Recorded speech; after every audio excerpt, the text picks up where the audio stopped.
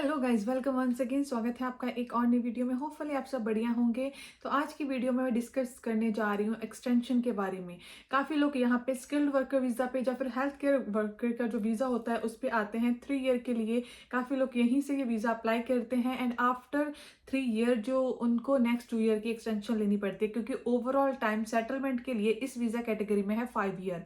अगर आपको first time में 5 ईयर का वीज़ा नहीं मिला है तो देन हाफ पीरियड में जब भी आपका जो वीज़ा है एक्सपायर होने वाला होगा उससे पहले आपको नेक्स्ट वीज़ा के लिए अप्लाई करना पड़ेगा, एक्सटेंशन के लिए अप्लाई करना पड़ेगा। तो बेसिक क्या रूल एंड रिक्वायरमेंट है फॉर एक्सटेंशन, एंड काफ़ी लोग इस टाइम पे जो एक्सटेंशन की रिक्वायरमेंट है उसे मीट नहीं कर पा रहे। एक ऑफिशियल आर्टिकल आया है जिसमें काफ़ी डिटेल में इसके बारे में मेंशन करा गया, उसका क्या रीज़न है वो भी हम डिस्कस करेंगे। एंड साथ में ही आप चेक कर लेना कि क्या आप जो रिक्वायरमेंट है वो मीट कर पाओगे कि नहीं कर पाओगे। तो उससे पहले अगर आप मेरे चैनल को फर्स्ट टाइम विजिट कर रहे हो तो मेरा नाम है गुरप्रीत, आप देख रहे हैं you me and England's life. And अगर आपने मेरा चैनल अभी तक सब्सक्राइब नहीं करा है तो आप चैनल सब्सक्राइब कर सकते हो for more informative video specially about UK life, UK visas. अगर आप यूके में आ चुके हैं तब भी चैनल आपके लिए हेल्पफुल होगा, और अगर आप आने का प्लान कर रहे हैं देन इस चैनल पर डेफिनेटली आपको बहुत सारी ऐसी वीडियोस मिल जाएंगी जो किसी न किसी वे में आपकी हेल्प जरूर करेंगी। So do subscribe guys if you are new at my channel. तो डायरेक्टली बढ़ते हैं टॉपिक की तरफ। सबसे पहले बात करती हूँ उस आर्टिकल की जिसमें कुछ चीजें मेंशन करी गई है, उसके बाद मैं बात करूंगी बेसिक रिक्वायरमेंट। तो कुछ दिन पहले ही एक आर्टिकल आया था जो कि बेसिकली हेल्थ केयर के बारे में था, पर ये जो कंसर्न है वो सभी फील्ड्स के लिए हो सकता है। इसमें स्किल्ड वर्कर के जो लोग हैं अगर उनकी सेम रिक्वायरमेंट मीट हो रही देन उनके लिए भी सेम कंसर्न बनता है। तो आर्टिकल इस बेसिस पे था कि जो यहाँ पे हेल्थ केयर वर्कर लोग आते हैं उनकी जो कंपनीज है उनको अच्छे से वर्क नहीं दे पाती, जिसके कारण लोग सफर करते हैं।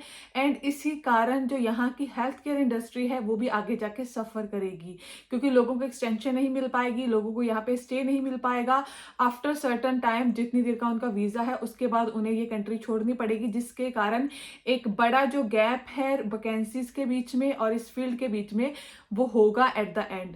तो पूरी जो आर्टिकल है उसे मैं रीड नहीं करूंगी, अगर आप रीड करने में इंटरेस्टेड हैं तो आप खुद रीड कर सकते हो, बट जो मेन पॉइंट है वो मैं आपको बताने वाली हूँ। तो यहाँ के जो बड़ी कंपनीज के होम केयर प्रोवाइडर है या फिर यहाँ पे कुछ सीईओ उन्होंने काफी जो यहाँ पे अपनी बात है वो रखी है। उन्होंने बोला है कि लास्ट ईयर यहाँ पे जब रूल इतने टाइट नहीं थे उस टाइम पे इस वीजा कैटेगरी को इतना ज्यादा अब्यूज करा गया, बहुत सारे लोग यहाँ पे आ गए यूके में as a health care worker, पर कंपनीज ने उनको काम नहीं दिया एंड काफी ज्यादा जो स्कैम्स है इस वीजा कैटेगरी में हुए। आफ्टर इस सब के जो यूके गवर्नमेंट ने उनके रूल है वो एकदम से टाइट कर दिए।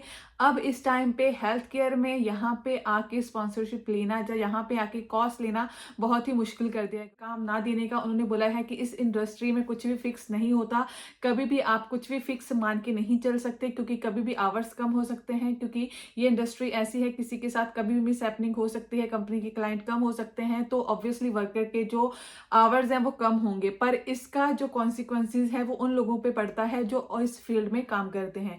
उनका बोलना ये है कि उनके पास यहाँ पे ऑलरेडी 120 वर्कर थे जिनमें से 90 वर्कर को वो अभी प्रॉपरली पे दे पा रहे हैं, पर 30 वर्कर के जो वेजेस है बहुत ज्यादा कम हो गए हैं एंड आने वाले टाइम में 90 वर्कर्स के और ज्यादा वेजेस कम होंगे।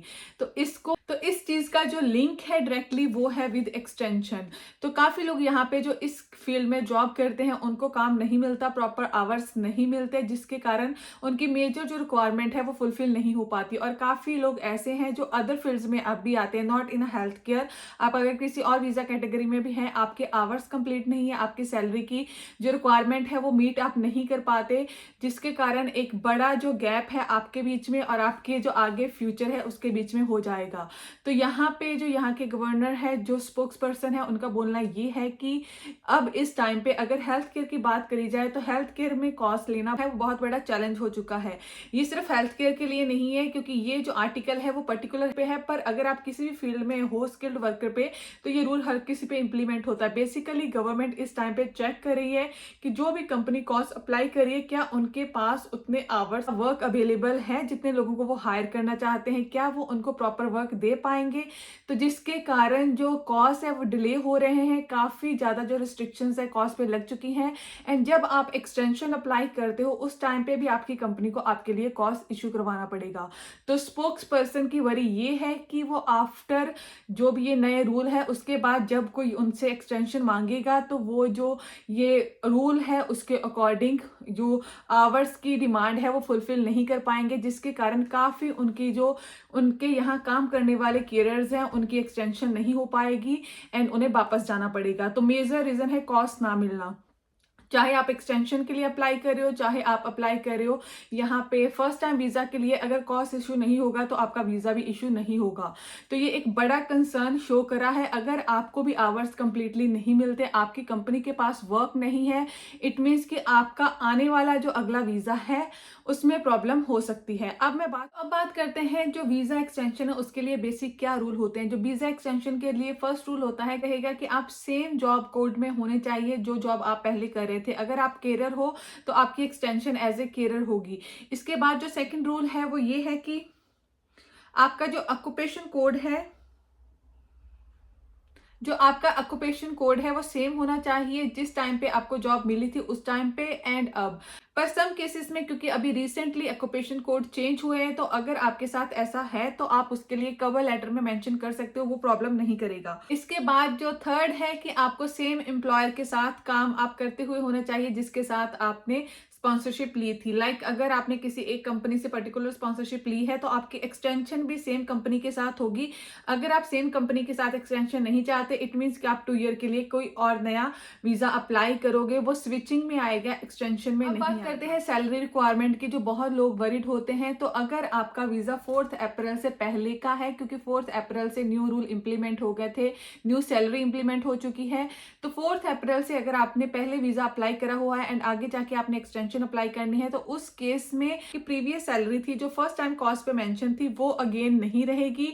इसके लिए अब जो यूके गवर्नमेंट है, क्योंकि 4 अप्रैल से उन्होंने रूल काफी चेंज कर दिए हैं, तो उस टाइम पे जो सैलरी लिस्ट आई है 4 अप्रैल से, उसमें 2 रेट हैं। एक तो है ऑनगोइंग रेट और एक है लोअर रेट। तो जो लोअर रेट की सैलरी है वो आपको मिलती हुई होनी चाहिए। इवेंचुअली हर ईयर जो सैलरी है वो इंक्रीज करेगी। यूके गवर्नमेंट उन्होंने मेंशन करा है कि लोअर रेट हर ईयर बढ़ता जाएगा। फॉर एग्जाम्पल आपका जो कॉस्ट है वो 21,000 पे आपको मिला है एज ए केयर वर्कर। इस टाइम पे हेल्थ केयर की सैलरी अराउंड 29,000 मेंशन है, पर उसमें जो लोअर रेट मेंशन वो है 23,000। तो आपको अगर एक्सटेंशन चाहिए तो आपको 23,000 सैलरी मिलती हुई होनी चाहिए। एक एग्जांपल है, अगर आप पर्टिकुलर किसी और फील्ड में है तो आप जो सैलरी लिस्ट है उसमें चेक कर सकते हो, उसमें जितनी सैलरी मेंशन है वो आपको इन फ्यूचर मिलनी चाहिए फॉर ILR। जब आपकी ILR की जो रिक्वायरमेंट्स है चेक होंगी उस टाइम पे जो वो सैलरी है वो आपको मिलती हुई होनी चाहिए। ये कुछ ऐसी रिक्वायरमेंट थी बेसिक जो आपको फुलफिल करनी पड़ेगी अगर आपने एक्सटेंशन लेनी है। एक्सटेंशन के टाइम पे शायद आपकी सैलरी की रिक्वायरमेंट चेक ना हो कि आपने प्रीवियसली मीट करी है कि नहीं, पर इन फ्यूचर जब आप यहाँ पे ILR अप्लाई करोगे उस टाइम पे आपकी सैलरी की जो पूरा का पूरा रिकॉर्ड है आप लास्ट 5 ईयर का वो चेक होगा। तो मेक श्योर करो कि आपके एम्प्लॉयर आपको वर्क दे रहे हैं, आपकी जो सैलरी की रिक्वायरमेंट है एवरी ईयर वो मीट कर रही है। जो आपका P60 फॉर्म जब आपका 1 ईयर कंप्लीट हो जाता है अप्रैल में वो आपको मिलता है, तो वो फॉर्म में जो आपकी सैलरी है एज पर कॉस्ट होनी चाहिए कि आपने उतनी मनी यहाँ से अपने एम्प्लॉयर से ली है। तो वो जो मनी होती है वो बिफोर टैक्स होती है। डोंट वरी, काफी लोग कंफ्यूज रहते हैं कि क्या ऐसा तो नहीं है आफ्टर टैक्स कट होने के बाद वो मनी हमें मिलती, क्या उतनी मनी मिलती हुई होनी चाहिए कि बिफोर टैक्स। तो बिफोर टैक्स अगर आपको वो अमाउंट मिल रहा है इट मीन्स कि आप आगे जाके ILR के लिए एलिजिबल हो जाओगे। तो गाइस ये थी आज की वीडियो, होपफुली काफी लोगों के लिए हेल्पफुल रही होगी। अगर आपके साथ आपको आवर्स नहीं मिल रहे या फिर आपको प्रॉपर वर्क नहीं मिल रहा, या आपकी कंपनी के पास प्रॉपर वर्क नहीं है, talk to your employer so that आपको ऐसी कोई भी प्रॉब्लम ना आए इन फ्यूचर। तो जल्दी ही मिलते हैं नेक्स्ट वीडियो में। अगर आपका कोई डाउट है तो नीचे मुझे कमेंट सेक्शन में मेंशन कर सकते हैं।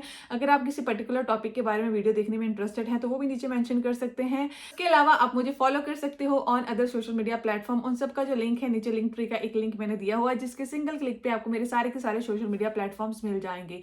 तो जल्दी ही मिलते हैं एक और नई वीडियो में। Till then keep subscribing, keep supporting, bye bye.